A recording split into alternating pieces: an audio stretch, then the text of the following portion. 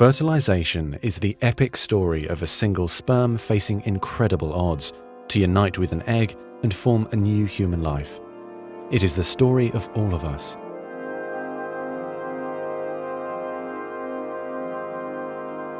During sexual intercourse, about 300 million sperm enter the vagina. Soon afterward, millions of them will either flow out of the vagina or die in its acidic environment. However, many survive because of the protective elements provided in the fluid surrounding them.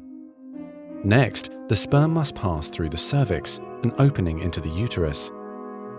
Usually, it remains tightly closed, but here the cervix is open for a few days while the woman ovulates.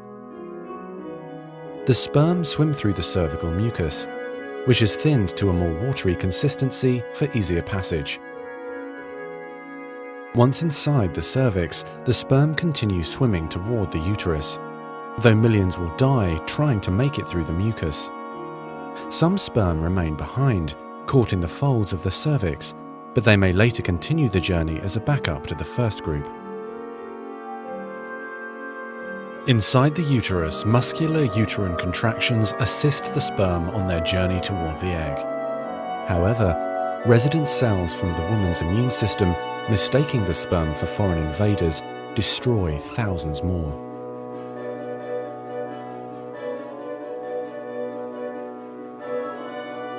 Next, half the sperm head for the empty fallopian tube, while the other half swim toward the tube containing the unfertilized egg. Now, only a few thousand remain. Inside the fallopian tube, tiny cilia push the egg toward the uterus. To continue, the sperm must surge against this motion to reach the egg.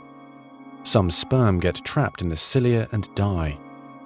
During this part of the journey, chemicals in the reproductive tract cause the membranes covering the heads of the sperm to change. As a result, the sperm become hyperactive, swimming harder and faster toward their destination. At long last, the sperm reach the egg. Only a few dozen of the original 300 million sperm remain. The egg is covered with a layer of cells called the corona radiata. The sperm must push through this layer to reach the outer layer of the egg, the zona pellucida. When sperm reach the zona pellucida, they attach to specialized sperm receptors on the surface, which triggers their acrosomes to release digestive enzymes, enabling the sperm to burrow into the layer. Inside the zona pellucida is a narrow, fluid-filled space just outside the egg cell membrane. The first sperm to make contact will fertilize the egg. After a perilous journey and against incredible odds, a single sperm attaches to the egg cell membrane.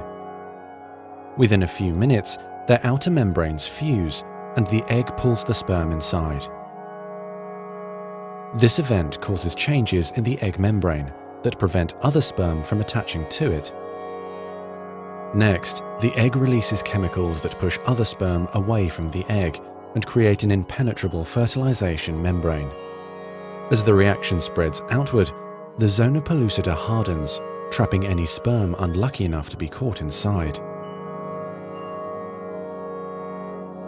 Outside the egg, sperm are no longer able to attach to the zona pellucida. Meanwhile, inside the egg, the tightly packed male genetic material spreads out. A new membrane forms around the genetic material, creating the male pronucleus. Inside, the genetic material reforms into 23 chromosomes. The female genetic material, awakened by the fusion of the sperm with the egg, finishes dividing, resulting in the female pronucleus, which also contains 23 chromosomes. As the male and female pronuclei form, spiderweb-like threads, called microtubules, pull them toward each other.